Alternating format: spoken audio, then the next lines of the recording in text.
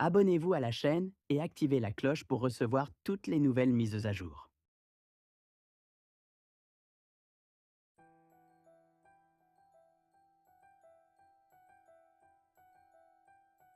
أعلنت العديد من الصفحات الناشطة على الفيسبوك وكذا وسائل إعلامية عربية عن مقتل الإعلامية السورية صفاء أحمد، وهذه هي التفاصيل الكاملة. تابع الفيديو للأخير، ولا تنسى الضغط على زر الإعجاب والاشتراك في القناة ليصلكم كل ما هو جديد. توفيت منذ قليل الإعلامية السورية صفاء أحمد جراء القصف على دمشق منذ قليل، وكتبت الإعلامية صفاء أحمد منشور على صفحتها الناشطة على الفيسبوك: منذ قليل جاء فيه أصوات قوية تسمع في سماء دمشق، وبعد لحظات توفيت هذه الإعلامية بعدما تعرضت لإصابة خطيرة.